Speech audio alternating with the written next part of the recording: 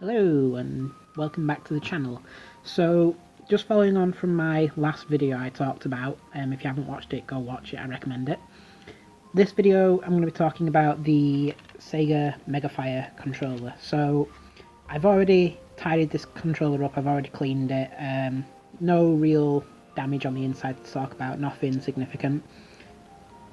So this one I'm just going to talk about this controller, and I've got another controller just off to my right here. I'm going to show you that in a little bit. There's some significant not changes, but there is some significant difference between them, and I'm not too sure why, but I wanna have a look at them on this video. So this controller I've got here is the first Megafiire that I really, not my first Megafiire that I ever really picked up, but the first Megafiire design or revision that I came across. So on the front here, obviously this is where the significant differences are between this controller and the other controllers I showed you last video. Obviously they've moved the start switch over here, which is a little bit weird for me. I grew up on the Megadrive system with these controllers, so my automatic response for wanting to press start is to tap it here where it normally is, but on this one it's not, so it's a little bit weird for me. Can't really say I like that, but that's just me because of muscle memory. Like I said, I grew up on this, so for me start was always here, and you know, playing games you don't look at the controller, you don't look where your buttons are, you just sort of remember. So can't really say I'm a fan of having the start button all the way over here, but we'll grin and bear. That's just me. Maybe some people like that, but I really don't. So this controller, again, there's not a lot to it.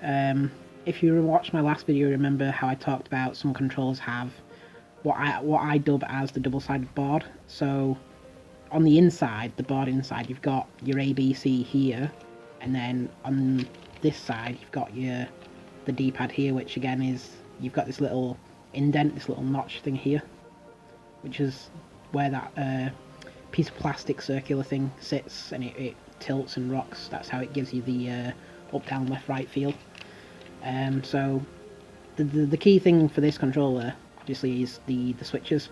So these switches basically act as though you're tapping these, but they tap them at a much faster rate than any human could possibly tap them.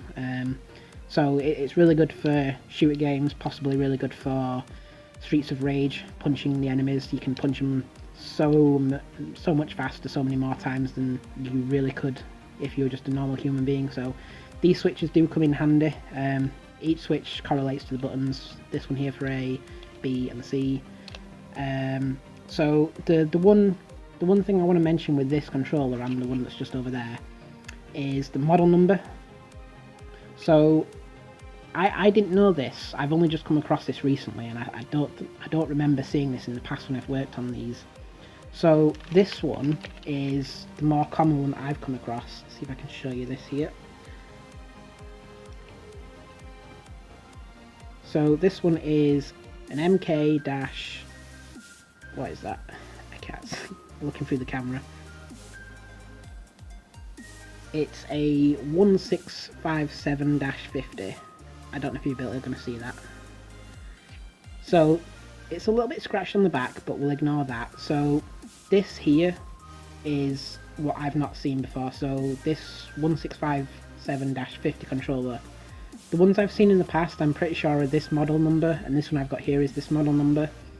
Now, I'm not too sure why, because the one that's just over there is a different model number to this. And I don't know why. I don't know if it was a revision of controller, or if it was, this was the first edition they brought out with the first Megadrive, and that one I've got over there is the second edition controller to this. I'm not too sure, but when I was looking at them off camera, there's no real differences between this and the other one I've got, and I'll show you in a second. So inside, these are both identical. The board on this one and the other one are 100% the same. There's no differences. The switches are the same, the pads are in the same place, start is here, the D-pad is on the back with this little indent. The connector up here is the same. I don't know why there's two model numbers for the exact same controller, at least to me. Maybe there is some differences, maybe it's a revision type thing, but I'm really not sure why Sega made two controllers the same with two different model numbers and what the differences between those are. It baffles me, I really don't know. If you know more about this, I'll show you in a second.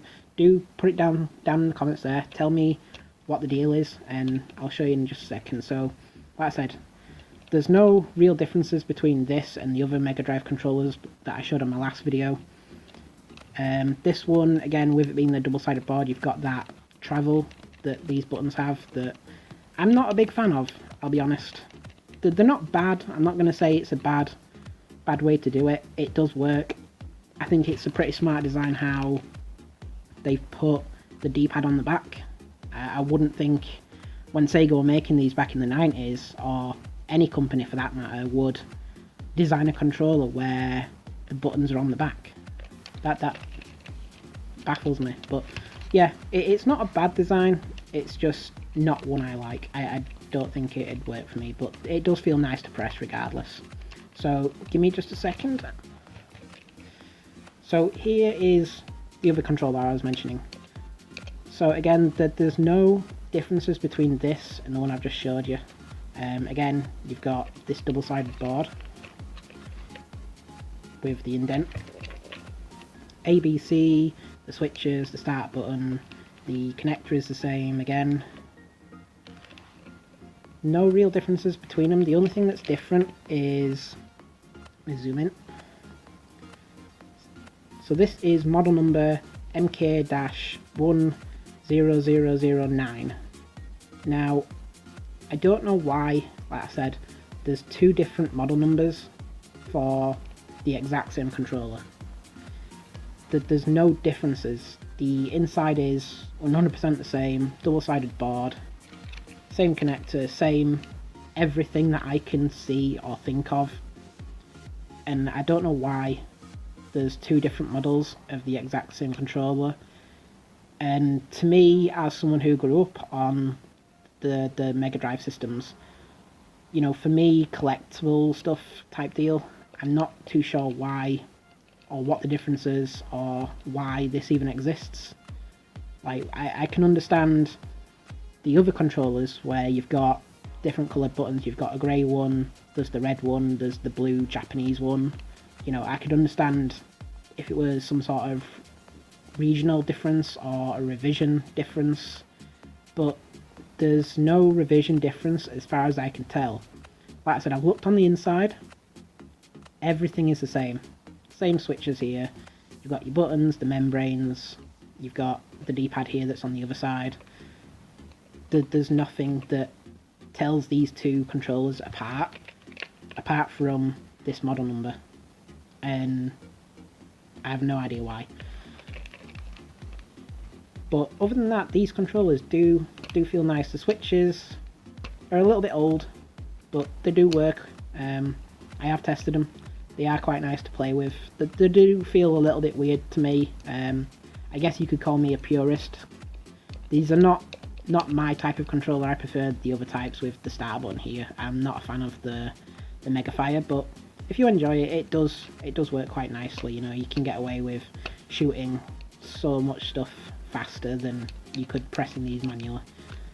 And like I said, my muscle memory is the start button is up here and not over here. It just feels weird to me. I don't like this. It's a nice controller, just not for me, but it does work. So like I said, if you can tell me why Sega have made two different controllers, two different model numbers, I don't understand why they've got two model numbers. And more to that, why is one called the 1657-50 and why is the other one called the MK 10,009? It just seems odd to me that they've jumped like from, you know, 1657-50 to 10,009. I mean, maybe it's not a numbers revision, you know, because I would have expected, I don't know, 166, you know, something like that, something around the same number, but why it goes from 1,000 to 10,000, I don't know. It's a nice controller though. I can understand playing with them. You know, it might be a bit of a gimmick for me at least.